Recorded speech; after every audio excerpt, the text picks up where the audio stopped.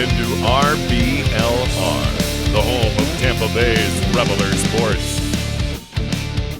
Welcome, everybody, to RBLR Rowdies here on RBLR Sports. My name is Leo. I'm here and always joined by James. James, before I ask how you're doing, guess what? You tell me what's going on. The Rowdies won 2-0. And guess who scored both of those goals? Well, I think I know, but I want you to say it and make sure that I have the right name. I believe it's the one, the only Stephen Dos Santos. He's finally back on the score sheet. Exactly, finally returning back, getting the score sheet. So he's been waiting ever since he returned from injury to get on the goal, and finally he has two of them against Charlotte. But besides that, James, how are you doing, my man? I'm doing pretty well. We've got the international break coming up here in soccer. There are a lot of people who don't like the international break. I am not one of them. I love watching World Cup qualifiers, and I think that they're going to be super interesting, especially for you and me as fans of CONCACAF teams, and we've got 3 games each to watch. Today is the end of the transfer window over in European soccer, so there's so much news going on over there, my head is going to explode.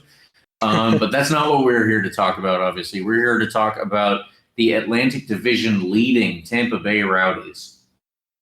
Exactly. Yep, that's exactly what we're here to talk about. Let's not get into the other excitement for not just you and I as soccer fans, but everyone else who's a soccer fan. But like you said, the Rowdies, top of our division, being Charlotte 2-0. And I believe for our predictions, James, we were both off by 1 goal. I predicted the 1-0 win. Tell me what you predicted.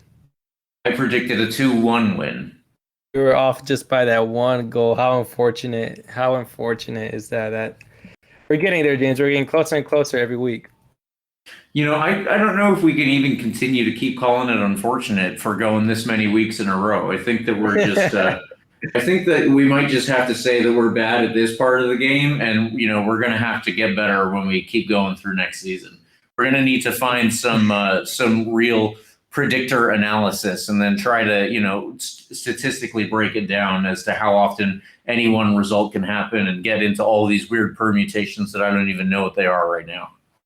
It takes a strong man to admit when they're bad at something, and I guess you could say we're both a couple of strong men because, yes, we are getting pretty bad at this, but we'll pick our heads up every single week and continue to go on. But with all that being said, let's just get right into it. James, why don't you take us into our analysis portion of the game? Tell us, how the Rowdies lined up, what kind of tactics they did to approach this game. Tell us what was going on. Absolutely. So, as bad as we are at predicting, the Rowdies seem to be better, or seem to be just as good at winning these games because we got, like we said, a 2-0 win against Charlotte Independence. Charlotte is a good team, especially in this last month. They picked up a couple of players. If you missed all of that, please go listen to our preview from the last show. But we are going to get into the lineups that they went with for this game, as Leo just said. The Rowdies went up front with Sebastian Guinzotti and Lucky Nkosana. Those are the usual players who have been up there the last couple of games. Lawrence White and Jordan Doherty were the 2 players that were playing alongside not Lawrence. That's Lawrence White. Lawrence White was playing with Lewis Hilton and Jordan Doherty in the midfield. So that was the 3 that lined up there. And at right wing back, we had Connor Antley. At left wing back, we had Sebastian Dahlgaard. And behind them, we had the usual suspects of Aaron Guillen, Forrest Lasso, Jordan Scarlett, and Evan Laurel. Those are the rocks at the back, all of them collectively, because they've been playing every single game and they've been tough as nails all throughout. So we got that different lineup, and it led to some different tactics. They were kind of interesting. I saw in the midfield, there was a lot of time spent moving around by those 3 players all trying to switch into different positions, it seemed. Lawrence White would drop back and Lewis Hilton would step up and Jordan Doherty would step up, and then they'd switch and Lawrence White would be, higher up the field and Lewis Hilton would be dropping back to get the ball. And then it would go back again and Jordan Doherty would be the one dropping back to get the ball and the other 2 up higher. So did you notice that? Did you think that there was some accordion going on with those 3 in the midfield? I did notice that, especially between Lewis Hilton and Lawrence White. I seen Lawrence White drop back deeper than Lewis Hilton usually does, and it seems like like you said, they were swapping roles. It was a little bit confusing. I don't know if they were disorganized or if Neil Collins set out his team that way. But yeah, I did see a rotation between who's going to play more offensively, who's going to play more defensively, and then those three in the middle. And it didn't get any easier in that first half because just the pressure that Charlotte put on the Rowdies. I think that might have caused a disorganization, or defending more than them playing more offensively, as Neil Collins would have liked either Doherty or White to be in. But I did notice that, James. Yeah, it's definitely a departure from what we have generally seen in terms of the Tampa Bay Rowdies' defensive lineup. Obviously, when the other team has the ball and their defenders are, trying to start a play, we will mostly, based on what Neil Collins has told us and based on a lot of the gameplay that we have seen, we will see them, try and apply a lot of pressure in certain positions and isolate players when they have the ball. And that will actually come into play later in this episode when we get farther into this game. But for the first half, that wasn't exactly the game plan. It just seemed to be that the Rowdies wanted to, when they had the ball, obviously they wanted to start the play by varying where the midfielders were. Like I said, possibly some accordion action going on. I'm not entirely sure what the technical language is, but we're going to go with that for the time being. And I don't think necessarily that it was disorganized. I think that it was let me put it this way. I think it was intentional disorganization. I think that Neil Collins might have been looking to, switch this up and kind of get in Charlotte's head about who's going to be where and where they need to mark. But in the end, I don't think it really worked out that way for us. I think that it more so gave Charlotte an advantage when they were trying to move forward with the ball. Yeah, I agree. And what I meant by disorganized, really, I meant that because usually we see Lewis Hilton and those other two center mids up above him. So by disorganized, I meant not everyone was really following those roles that we're used to seeing. So it came as a little bit of a shock to me. Like you said, that each of them doing that accordion role of taking turns playing each other's positions. But yeah, and not only that, whenever Charlotte put pressure on them, whatever tactics Collins put out in the first half, the Rowdies could not cope with it. There were several times where as much as I liked Lawrence White in this game, where he was just down defensively, up offensively. There were times where he would drop back, get the ball, try clear it out, but he will pass it to the wrong opponent. Then he had to go back, get the ball again, and then gives it to the wrong opponent again. So there were several times where I think they just cleared it. It seemed like as if that was only the safest way out, but Charlotte did make it. However, Neil Collins and his team decided to approach the first half. However way they decided to, one thing that was for sure is that no matter what, Charlotte did they were the dominant team in the first half. They were the ones with the ball, and they made things very uncomfortable for the Rowdies. And I was getting a little bit worried in that first half. Yeah, Enzo Martinez had a really, really good game for Charlotte, at least as far as the first half went. I thought that he was probably the best player out on the field. And he was lucky ultimately not to score a couple of times. Evan Laurel came up really, really big on a couple of occasions, and one very early on. I think this was in the 6th minute where Enzo Martinez got a throw in. He cut it back to Irvin Parra. Irvin Parra went right back and played it to Enzo Martinez. His shot was saved, but then the second shot he got his shot was blocked, and then the second shot he got off of that was deflected, and it was going one way. The deflection took it another, and Evan Laurel had the sense to keep himself in the right position and ultimately was able to stick a leg out and still kick it away. It was really, really amazing to see because his body was going the wrong way after the deflection. And he really saved us in the first half based on the way that it went.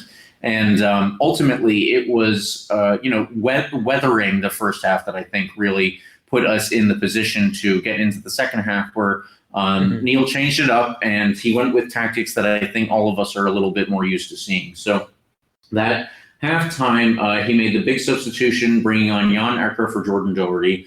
And Jan Ecker was relentless in his pressure when Charlotte Independence had the ball on their back line.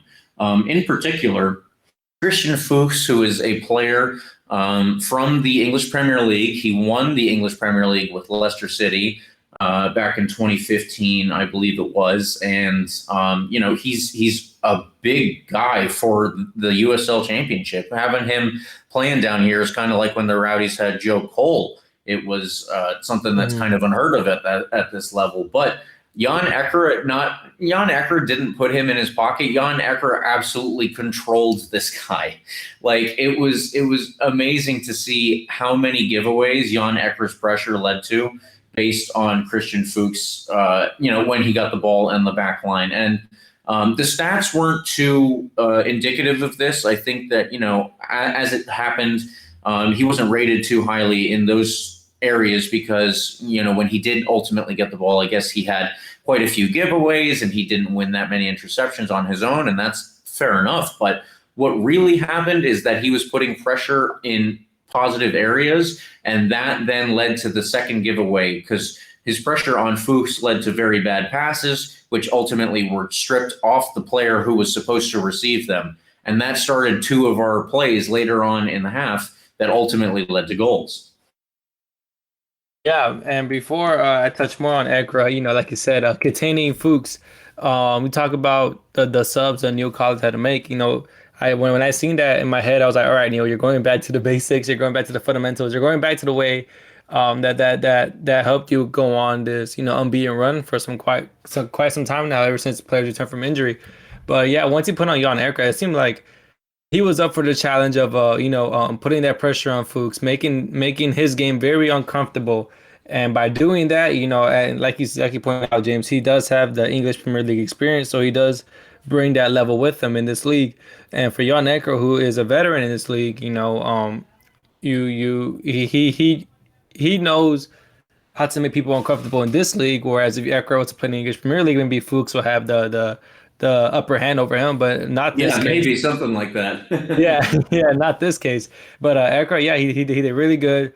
To contain Fuchs, to put pressure on him, and while he was doing that, that's just one player. And you mentioned Enzo Martinez for Charlotte. That's just one player that Ekra, kept down for the Charlotte side, and that's what really turned things around in the second half, where these players that came on.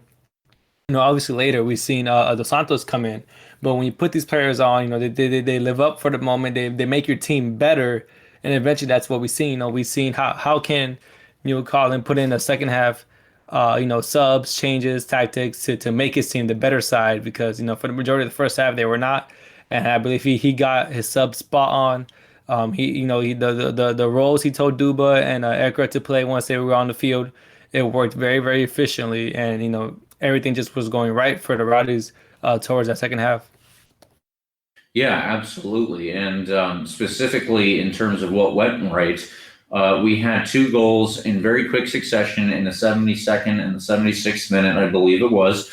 On the first goal, White ultimately started the play with a little ball out to Connor Antley. I believe that he originally won the ball off of one of those passes that Christian Fuchs made into the middle. And Lawrence White was there to step in before the receiving player was able to settle the ball. He played it out wide to Antley, like I said, and then he cut it back into Ekra. Ekra was able to turn with a little bit of pressure on his back, and then he got the ball out to Sebastian Dahlgaard. Sebastian Dahlgaard took it a little higher up, and then he got in a cross, which was ultimately deflected. The deflection made this big looping curve, and it went up and came right down in front of Steven Dos Santos, who was there, in fact, to beat Christian Fuchs for the header. So that was pretty funny to see. So much for that EPL experience, I guess. But, and one thing I noticed in that goal with you talk about the experience Christian Fuchs bring. The more I watched that goal, obviously the cross was deflected, but I thought Fuchs, he didn't do bad, defensively. He went up for the air. He kept his marking on Dos Santos. Is just when you're up against a player like Duba, with his caliber, with his aerial threat, it's just no matter if you're if you do good defending against them, even on that deflected cross, although you did, like you said, your duties to be a good defender, it's just Duba that he's just gonna beat you because he's bigger, he's more physical, and he provides that aerial threat. So although it was good defending, it was also really good attacking play by Duba. Yeah, absolutely, absolutely. That cannot be undersold when you see somebody as imposing as he is trying to. That's what you're trying to defend. You're going to lose most of the time. But it came into play just a few minutes later because this was the second time Fuchs played the ball into Brant Bronico, which is one of the Charlotte Independence midfielders. He was challenged immediately by Jan Ekra. So that is where we see that again. Jan Ekra coming up big, and ultimately Bronico gave up the ball. White was there to get it. He collected and passed it to Duba, and ultimately that's where he was able to slide in and knock it into the back of the net. White, I think, took one or two touches before he played it off, and Duba did have to, reach for it. As I said, he literally slid on the ground, but he was able to get there and push it past the goalkeeper. And, it's, again, that big physical part of his game because ultimately, somebody who is, 5'7" might not be able to reach that ball, but Jan Ekra is, not Jan Ekra, Steven Dos Santos is 6'4". And he was able to get his foot onto the ball as far away as it was going and still score it. I think that his value was immense in this game, and he showed, pretty much what the Rowdies have been missing for most of the season since he went down with an injury. Yeah, and this is what I meant when I said that, when Neil Collins told his players specific instructions going to that second half. Usually we see Ekra, although he does put some pressure in games that he starts, usually we see him more calm in that center mid. Usually that pressure comes from Lawrence White, not really Jan Ekra. But he flipped the roles a little bit today. Although we did see Lawrence White get up, do put some pressure. Collins made sure that Ekra was on the same page as his co-center mid was. And that I believe that's something that Neil Collins instructed him to do so, and that put a lot of pressure because before the ball is given away from Charlotte, there's about 3-4 bodies around him. So it's a 1v4. Those chances, are not particularly in your favor if you're Charlotte. It's a bad giveaway in a bad dangerous area. Then once Lawrence White has the ball, he has that pace, he has the energy to just take a couple touches, like you said. And when you give someone like Dubo who's in that box, who's 1v1 with the goal, 9 times out of 10 he's gonna put that in the back of the net, and that's exactly what he did. But I give high respect to these players for following the instructions of Neil Collins. And I'm pretty sure in that second half he wanted them to be the team that pressed more, from what we've seen from Charlotte in the first half. Now the roles are reversed and the Rowdies get to go for it. Yeah, that's exactly right. And I don't think that we have access to areas that will show us, the statistical pressures and where those are applied in the field. I think that is above the pay grade of where we have gotten our statistical information from. That might be something that we need to look into, but you could definitely tell the difference in, where they applied pressure, where our defensive line started, and where ultimately they were successful in getting, these interceptions and these giveaways off of the independents. I think that was something that anybody really could have picked up on. But outside of that, we nearly had double the accurate long balls and double the crosses compared to Charlotte Independents. And then the other thing was we had a lot more aerial duels won, and then we had a lot more interceptions. And I think that's where we can see most specifically the difference between the first and the second half, and ultimately the difference between Charlotte and the Rowdies in how they moved on to win the game. A big part, we have mentioned Lawrence White and Jan Ekra several times, and their roles in this game were huge, alongside Lewis Hilton doing what Lewis Hilton does game in, game out. I think that outside of Evan Laurel, Lewis Hilton might be one of the best rated players on this team and one of the most important players on this team based on the way that he's been playing recently. But to get back to that, Lawrence White and Jan Ekra, they also showed how valuable they can be to not only this Rowdies team, but most specifically this Rowdies lineup that has proven itself to be probably the most effective one that we have. They were so good at their roles that, and I wrote this in my notes, they literally played Fuchs off the field. He got subbed off, I believe, in the 80th minute, right around there. And, this is a guy, like I said, he won the league with Leicester City in 2015. He's been with them ever since. Sure, he's 32, 33 years old, whatever it is now. And he's not, even with his national team, likely due to his age. But I mean, a player who has that kind of pedigree, it's just amazing to see that the Rowdies were able to not contain him, not just contain him, but essentially turn his play into an asset for our team.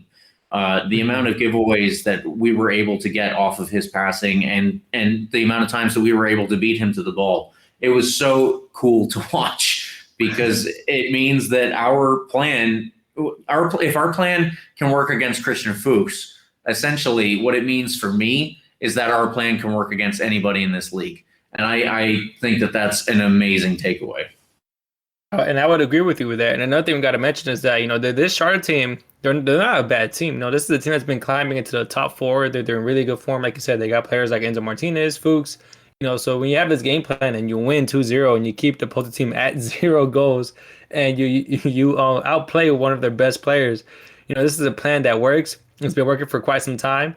We've been wondering, is this the real deal? What we're seeing with this new lineup with that trio center mid of Hilton, Wyke, and Ekra, and it's been paying off. Like you say, it's probably the best lineup so far this season, even compared to when we started out 5-0. Because I think we're, not only with this lineup, we're not just grinding out results. We're playing really good soccer. We're playing attractive soccer. Everyone's having fun. Everyone knows their roles.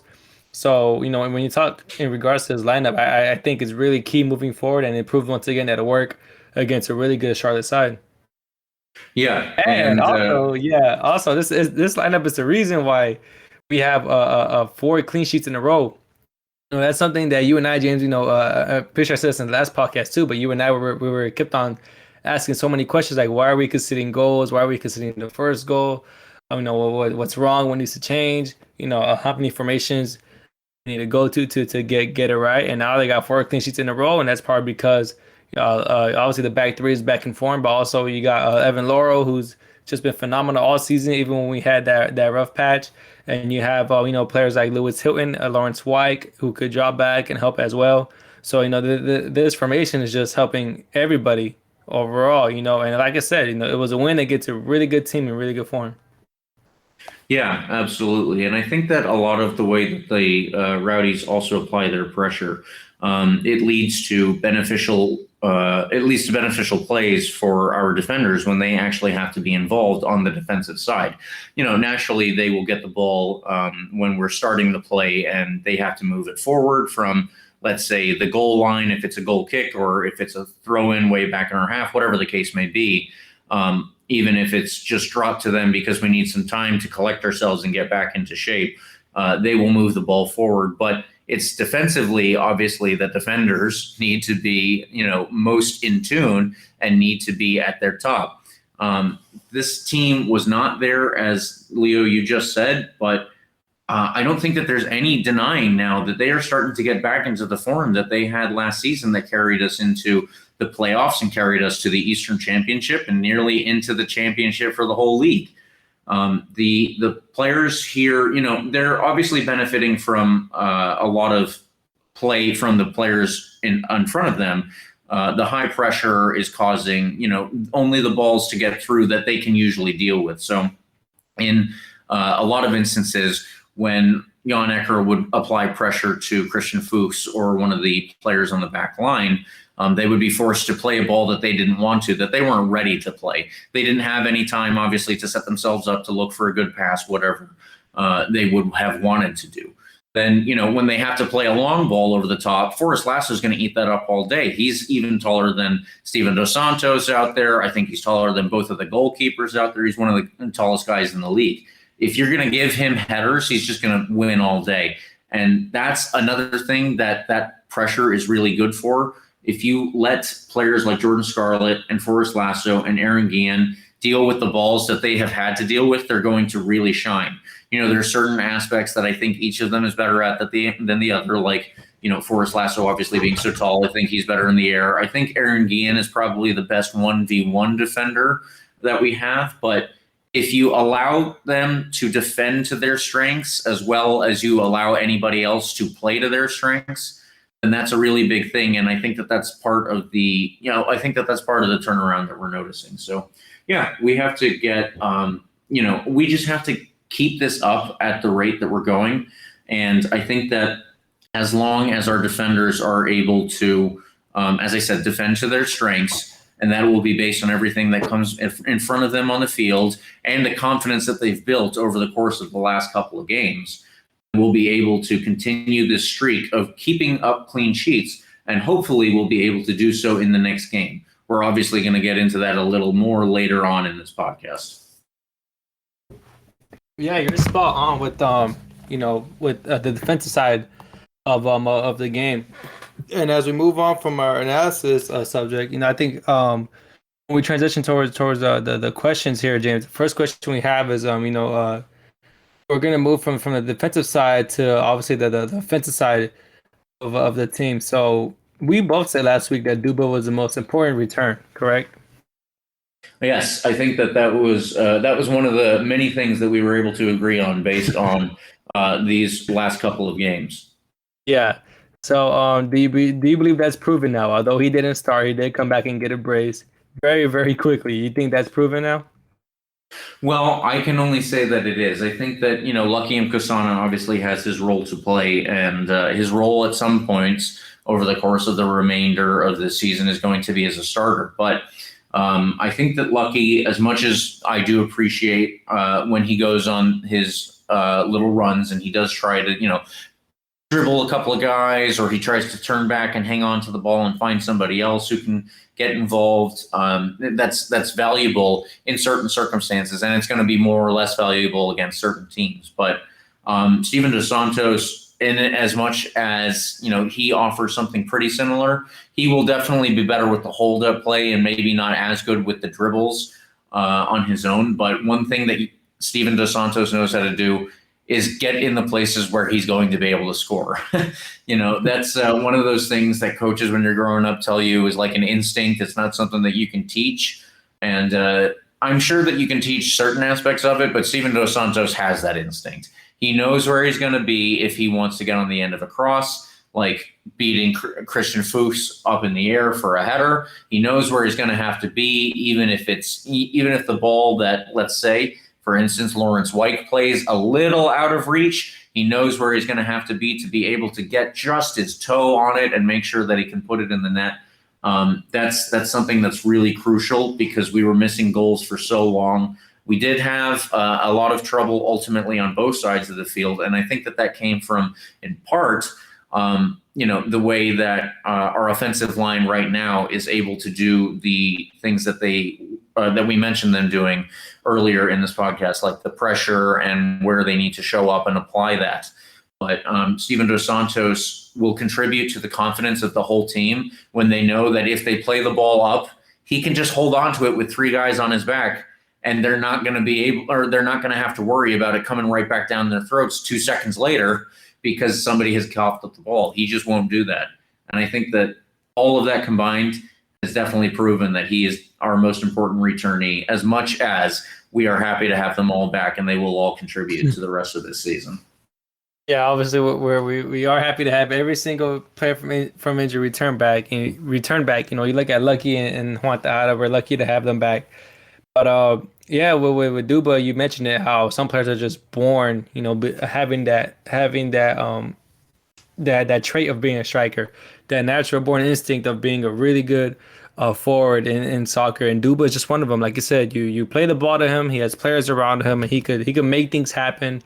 Not only can he make things happen, he could change the game, so fast. When he got subbed in, he scores those 2 goals. He's there when you need him. You put a cross in the box, he's going to be there. There's a quick counter, you best believe he's going to be there. So yep. He's someone you can always rely on in all kind of sorts of scenarios to get a goal. He's someone you always rely on. And I would agree with you that it is proven that of all people who return, Dubois is the most important return. And with that being said, we do know that he came in the second half. James, do you believe that's why it was the lineup in the second half and the players that entered? Is that why the second half was such more effective compared to the first half? Well, so obviously when these players came on, then they're going to do a little bit, and they're going to do things a little bit differently than the players that were on before them. So we mentioned in the first half how the three midfielders that were out there, that was White, Hilton, and Jordan Doherty, were doing this thing where they were moving back and forth each other, like, one going forward, the other two staying back, or vice versa, and then switching sides, all that kind of stuff. But in the second half, we saw Jan Ecker come on for Jordan Doherty, and Jordan Doherty does not apply the same kind of pressure high up that Jan Ecker was doing in the second half. That, like we said over and over, was crucial to the way that the Rowdies ultimately scored their goals. But, Jordan Doherty just gives different things. And I'm not sure if Neil Collins, like we went over with the accordion, we're just going to call it that for the time being. We're not really sure if that was something that Neil Collins intended to do to put Charlotte off of their game. You have to think it was something along those lines. And maybe they've got something up their sleeves that they're working on that isn't quite the finished product yet. Fair enough to them if that's the case. But with the pressure that the Rowdies are usually used to playing, Jan Ecker was definitely more effective in that role than Jordan Doherty. Again, no offense to the guy out there, because he still ran his socks off. Duba was another example of this. Lucky Mkusana, still, again, he did so much running up there, and he tried so many times. I think I saw somebody on Twitter just, tweet the obligatory unlucky to lucky, because he had done so many good things that ultimately didn't turn into the end product that we expected them to. But when Duba was out there, he just brought a different aspect to the attacking formation that we tried to instill and utilize. When he's able to do everything that he does out there, then the Rowdies can play things differently, and ultimately they can move themselves into better positions for when we do have the ball and when we don't have the ball. And I really like seeing him do that as much as any other fan, I'm sure, does. So yeah, it's interesting to see, what the differences were between the first and the second half. I would definitely obviously say the second half was more effective, but maybe, again, the first half is something that we're going to see tried out in future, and maybe against other teams. It could be something that they're working on, because, Neil's got some trick that he's about to pull as we move into, closing out the season and moving into playoffs, but that obviously remains to be seen. I don't know if you remember this time, James. It was on one episode. I forgot who we were playing against, but we're talking about how there was a plan B where Neil Collins shifted from a 3-5-2 to a 4-4-2. Do you remember that? I think that was something where the Rowdies were either down and trying to even up the game. They were tied 0-0, and they needed that goal to score a goal. That's it. Okay, that was the other option that I was going to say. Okay, yeah. So I'm bringing that up because it seems that the lineup he put out, the original lineup he put out against Charlotte in this game, I feel like he had the backup plan in case he needed it, in case things weren't going his way. So he makes the changes and it works. So when it's I see on the bench that Dos Santos was on the bench, that Ecker was on the bench, I in my head I thought, okay, maybe he's giving other players a chance, like Doherty, who lost his place to line up to Ecker. Lucky Mkusana was coming back from injury, still trying to find his feet, still trying to get his rhythm, trying to get back on the score sheet. So, you give these players a chance, but I think Neil Collins knew if things weren't going his way or the way he would like have things to gone, then he knew which players to put in, which players, know the system and will get a goal. Luckily for Neil, they got 2 goals for him. So basically what I'm trying to say is that, we're starting to see more that if things aren't going, going the way for the Rowdies, that there is a backup plan, there is a plan B, to see if we could be the team that gets that goal, the team that either gets a goal to be up top or gets to go to equalize. Yeah. I think that's pretty well put. But and we have another question here, just related to the team that Charlotte has put together. They had Christian Fuchs, formerly of the EPL. They had Gabriel Oberton, who came in late in the game. He actually kind of looked like crap, if you ask me, but he's formerly of Manchester United. They had Sylvain Marveaux, who was formerly of Newcastle United in the Premier League. And Enzo Martinez was out there, another former MLS player, like a couple else who were out on the field. How are the Rowdies able to neutralize these players? I think that ultimately it was kind of difficult in the first half, but with the play changing up, we got a little bit better in the second half. What did you see? Yeah, I think in the first half, the players you just mentioned, besides Obregon, because we know he came on later in the game, the players you just mentioned, they took advantage of the Rowdies not putting in the strongest lineup, and I mean that with full respect towards Lucky and Jordan Doherty. They took advantage of that. They knew, if we start out with the team that's pressuring, that's making things uncomfortable for them, and they're gonna have to, either try to continue the way the Rowdies usually play. That's gonna cause more trouble for themselves, or they're gonna have to sit back and we get the possession. We play the way we want to do. That was the story of the first half. I think the way why how the Rowdies were able to keep these bigger names down, like you said, like Enzo Martinez, Fuchs, Obregon, who eventually came in the game. The reason they were able to do that is because now the Rowdies, they put in these players who decide to put pressure on those pedigree players. You look at that example from Ekra pressuring Fuchs, and the constant pressure from Lawrence White, Dos Santos, making his physical presence in the box around the dangerous areas towards Charlotte Independence. So I think these were ways to contain these players, to make them not recreate that style of play they were doing in the first half.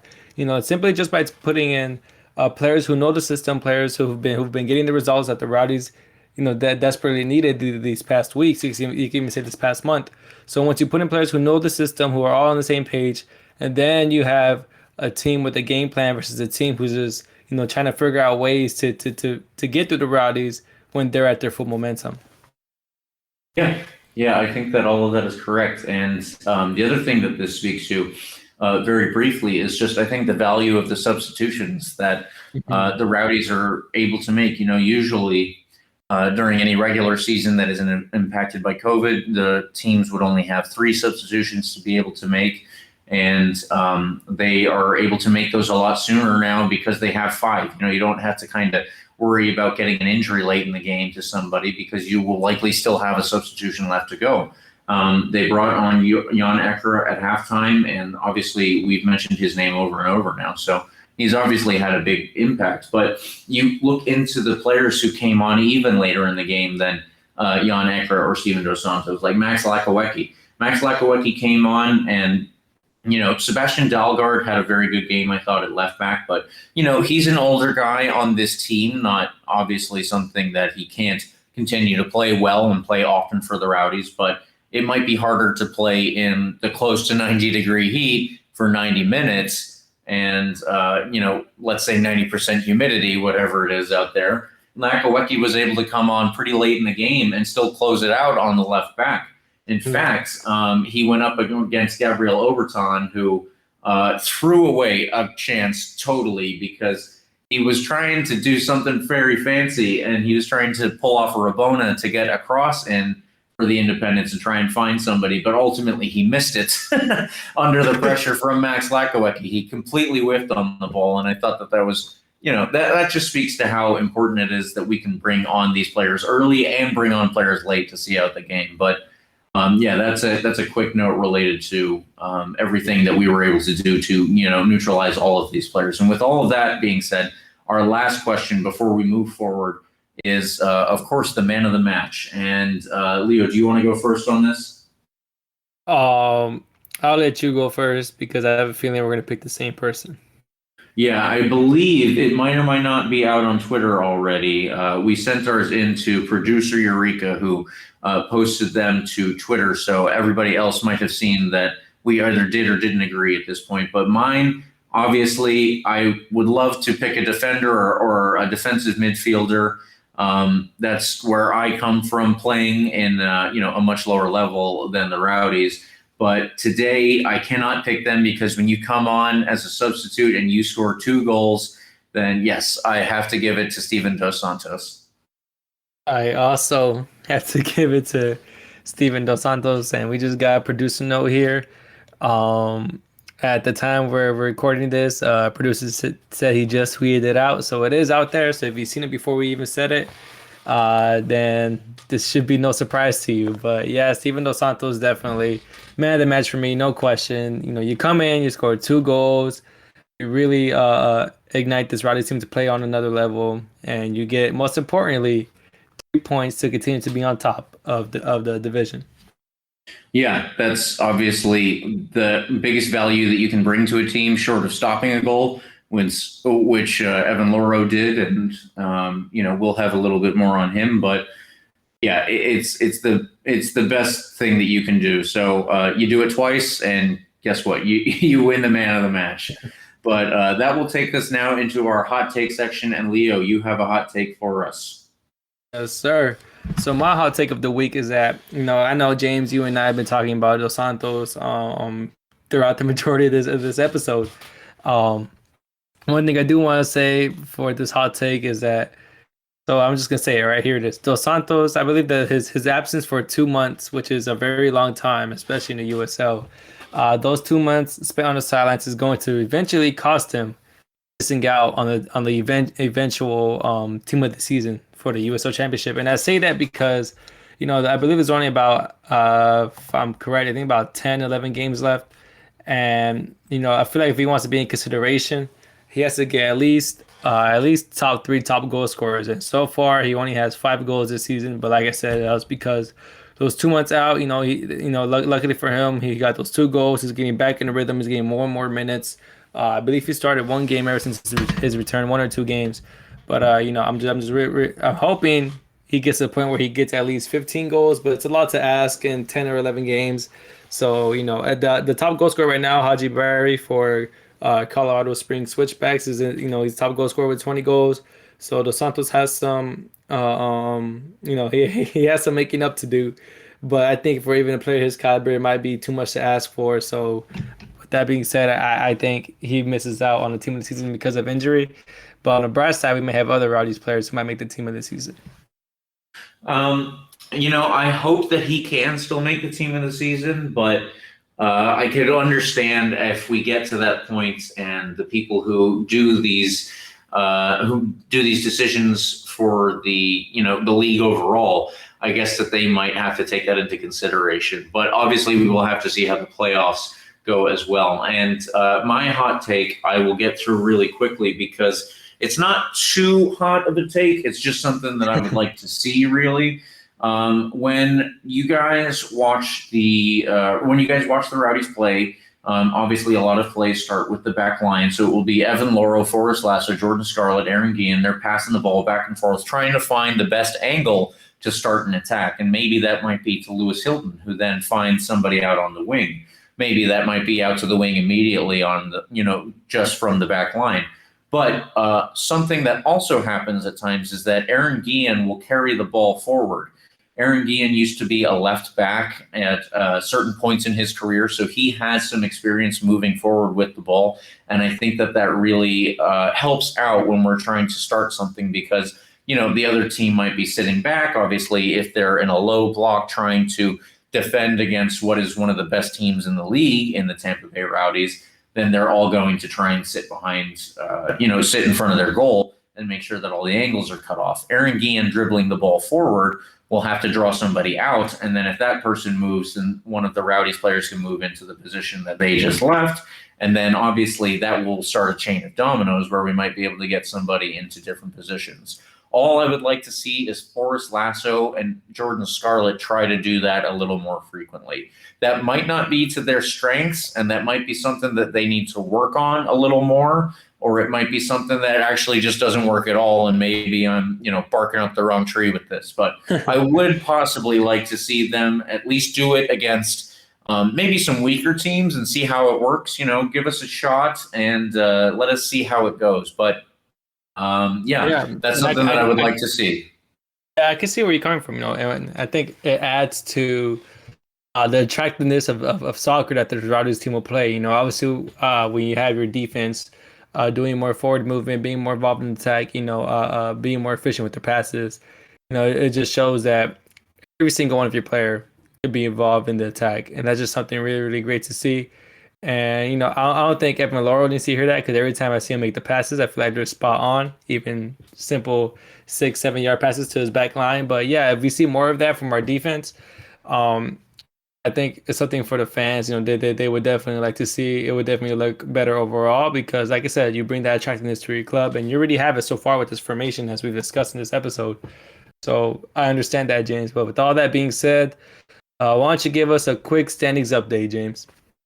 Absolutely. We can get into that right now. So, the Rowdies, as we said, they are still on top of the Atlantic Division. We have 40 points, and with our wins, we have 13 wins, so that puts us over Pittsburgh, who also have 40 points. Now, we also have 2 games in hand on them, and we actually have 1 game in hand on third place Miami, who have 37 points. So we're sitting pretty in the Atlantic Division, and I think that right now we are looking good to keep our position there as long as we hang on to this form that we have recently found. And maybe it'd be nice if Pittsburgh or Miami trip up a little bit, but we'll have to see how their season plays out. Louisville also are currently on 40 points. They have a game in hand on us.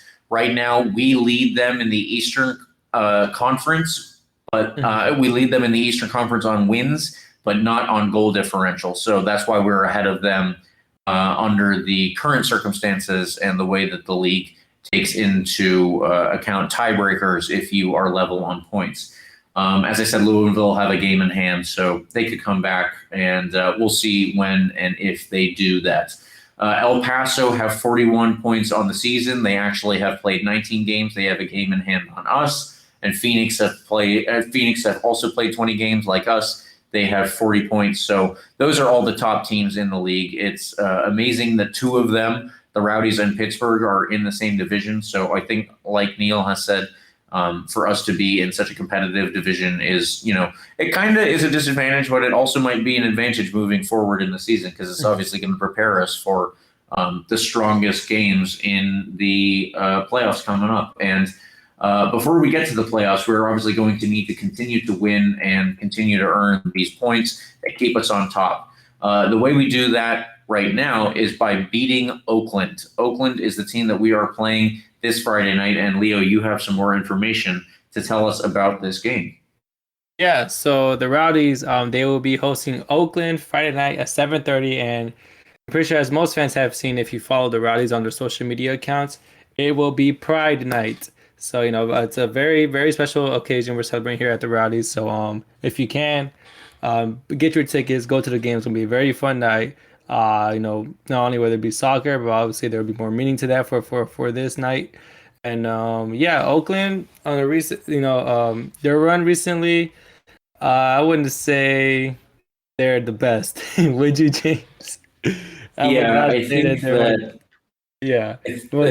their record so far speaks to a team that is coming together, and it's in the middle of the season that they're doing that, but they are learning on the fly. Yeah, it's almost a little too late. You look at this Oakland team, and they are towards the bottom of the table, specifically in 7th place, I believe, in the Pacific Division. But one thing I would say is that they're on, surprisingly, for a team in 7th place, they're on a good run of form. I believe they're unbeaten in their last 5, maybe 6. I believe it's 5 that they're unbeaten in. And for a team in 7th place, you would expect at least go unbeaten twice, and you come back to earth. But no, they're actually on the decent run. But like you said, they're towards the lower half of the table. They're seventh in their division. They got 20 points with 18 games played. And James, I want you to tell us about some silly behind the scenes you have here. Yeah, so if anybody is a regular on USL Twitter, do that because it's pretty good. There are a lot of good personalities out there. There's a lot of good information, but among that information that you could see is a lot of weird stuff coming out of Oakland. So Oakland play at I believe a college football stadium, And at one point, they didn't have any field turf for the stadium. I think that it had just been renovated, something like that. So they had to, I believe, postpone the game the first time, whichever game this was a couple weeks back. And then when they ultimately did play the game, the field was almost the color of our highlighter neon jerseys.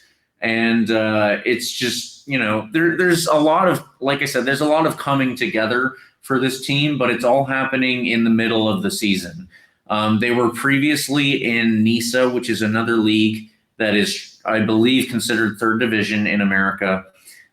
They are, not quite as well run as the USL at the championship level or the USL Division I level, which is our third tier league. And I think that, it was just a bit of a difficult task for them to put everything together in the middle of COVID ultimately, and put together a team that can, play in the USL championship level. Now, they do also do a lot of cool stuff behind the scenes. I shouldn't just mention, the ridiculous things that you can definitely find and probably laugh at on Twitter.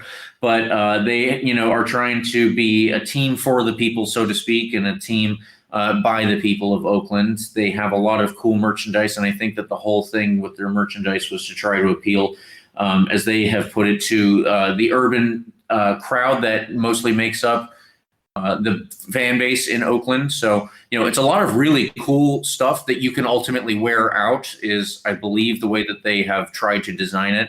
And yeah, like they said, a lot of urban stuff, a lot of urban wear that you can take out at night and be like, oh, this is just a regular shirt. It might not even look like a jersey necessarily, but when that translates onto the field, then at that point you might have some issues. They do have some good players that we're going to have to look out for. That's the case for just about every team in this league, including a team like Oakland Roots. Their goalkeeper is the backup for the national team of Curacao, so that is interesting. His name is Zeus de la Paz, and I think that's a pretty great name as well. They have Tyler Blackwood, who is a former University of Tampa and University of South Florida player. He has bounced around this league and other places, and I think that he's, just trying to get back into the flow of things here, maybe stay at a team for a while longer and get some balance going. Emra Clementa is a defender that they had. He played for the LA Galaxy very briefly after representing the Montenegrin national team. And Montenegro is not a top level team, let's say, but the Montenegrin national team, I think, to make it to that level is pretty cool on its own. And I like that, a player at this level was able to make it to an international division game. Like when Juan Tejada was representing Panama, and when Raiko Arozarena was supposed to represent Cuba. That's just very cool stuff, and that's definitely worth the mention. They have two other players that I wanted to bring up really quickly. Quincy Amarikwa. He is a former MLS player who has bounced around the league. I believe he was with the Rapids. I believe he was with DC United and the San Jose Earthquakes. He's, got a pedigree, obviously, for the USL Championship if he's able to maintain his MLS status for as long as he did. And then another player for all of the Rowdies fans to remember is Brandon Allen. He had a stint with us a few years back, and he played in 2019. I think that he only scored one goal over the course of that time that he played with us. He left and went to Memphis, and he has since joined Oakland. So those are all players to keep an eye on, and players who will definitely be, pretty good stories at the USL Championship level, and obviously somebody that the Rowdies will have to defend against. But all of that coming together in the way that it has, like I said, probably not going to translate into a very good opponent. And while that's, unfortunate for them, let's say, it is obviously to our benefit. And with everything now said about how Oakland look on and off the field, I think that we need to talk about the predictions for this game, because they are leading us into what I'm hoping, based on something that I said 2 weeks ago, will be our third win in a row. And Leo, are you going to give your prediction first, or would you like me to do that? I'll say this very quickly, and then you could go ahead and go get your predictions in. But I want to say, going back to that stuff behind the scenes from Oakland, I remember seeing that picture where the field just looked very, very terrible. It looked something that you see similar to a glitch on FIFA or something like that. Yes. It literally looked like that. At first I thought someone photoshopped it or something like that, but it was the actual broadcast, and I was like, wow, thank God we're not playing over there. We were playing at the beautiful Outland Stadium this Friday night. And yeah, and quickly, you talk about players representing the international players in the USL. It's always great to see players representing their countries and also playing in USL. So good honorable mention on that. And without further ado, go ahead and say your prediction, James. I'll go after you. All right, yeah. So my prediction for this game, based on everything that we've said and based on everything that Oakland are likely to be able to replicate, I'm going to go ahead and say that we are going to win this game 3-1. And in addition to that, I'm going to make a prediction that isn't actually based on the score, but who is going to score. I'm going to say that Sebastian Guenzati gets back on the score sheet for this game against the Roots. Mm-hmm. That's a really bold prediction. I'm going to go with a 3-0 win. I'm going to believe another clean sheet. This defense is just on fire. Evan Laurel's on fire. Lewis Hilton is on fire. I don't see anyone scoring to them sometime soon. So I'm going to go with a 3-0 win. And sure, as far as goal scorers, I got to one up you on this one. I don't think Guenzati will score, but I do think Dos Santos will score. Okay, well, if Steven Dos Santos does score, this would be his 6th in the league this season. And that means that he would double the amount of goals that he had from before his injury. And I think that would be pretty cool. That means that he is obviously trending upwards. So we are going to wrap it up here for you folks. We've got one more thing to discuss, and that is the plaudits that Rowdies players are currently getting. Evan Laurel earned the USL Championship Player of the Week this past week, and that was after 2 clean sheets kept in the same week. One against Loudoun United. That was the game we covered in the previous podcast. And then obviously this one against Charlotte. He did have a penalty save in the game against Loudoun. And he did have that fabulous kick save that we mentioned earlier on in this one. He's so many other saves we didn't mention, but you're right. Yeah, you're absolutely right. Yeah, Evan Lauro, I think, has been deserving of this type of recognition for a good long while. And I think that the real thing that the Rowdies players are not getting all the Team of the Week recognition that I would say they deserve is just that the league is so big. There are so many teams and there are so many individual performances. Is it hard to say that maybe Leo Fernandez is the best left back any given week? Or is it hard to say that Lewis Hilton is the best central midfielder in any given week? It probably is hard, but, we're biased, sure. I think that still when we're leading the league with 40 points, we're leading our division. That means that we're obviously doing something very right over the course of the season, and they deserve this. Forrest Lasso and Lewis Hilton did also make the Team of the Week this past week. They did. I think that this was Lewis Hilton's 2nd time doing that, and I'm not sure about Forrest Lasso, but hopefully this means that, yes, the Rowdies players are the best X player, the best Y player, the best Z player each week, and that the USL Championship actually recognizes it, because I think that they deserve it fully. Yeah, they definitely do, especially, we talk about a team that's been on a really good run. I believe there's even more in the coming weeks. We're going to have more players making these Team of the Weeks, possibly even Player of the Week. So I feel like something Rowdies fans should look forward to. I think we're going to see it more common. As far as Evan Laurel, I think I said it earlier, where when the Rowdies were going through that rough patch, Evan Laurel was probably one of the few players that was still playing really good. He did his best to keep his team in the game for the longest of periods, making really good saves left and right, up and down, whatever. He was always there. So, again, congrats to Evan Laurel, Forrest Lasso, and Lewis Hilton. Congrats on the honors this week, and let's hope other players get those honors as well in the coming weeks and for the rest of the season. Like they should. So, now we have covered everything that we intended to. And if we forgot anything, hey, yell at us on Twitter and let us know. You can get to me on Twitter at RBLR Leo, can they reach you there if they have anything that they want to yell at you about, whether it be positive or negative? Well, recently it was a little bit negative. I don't know if you've seen that, James, but I got a little backlash on Twitter from Rowdies fans. But I think what's in the past is in the past. But yeah, you could talk to me on Twitter. Send some backlash to me towards on Twitter. Support me on Twitter. Whatever you want to do. I'm at _ Leo Santos _ And if you want to talk about Rowdies, talk about soccer, feel free to interact with me or my co-host James. Yeah, so you can do that as well at RBLR Sports.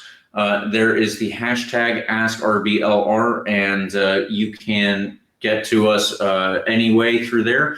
You can also follow us on Instagram, Twitter, and on Facebook. And please like and subscribe to our podcast, whether that be on Spotify, on the iHeartRadio app, on Apple and Google Podcasts, maybe all of them. We're also on YouTube as well as all other major podcast platforms. So thank you, listeners, for tuning in this week, and we will speak to you next week. What do we say when we leave them, Leo?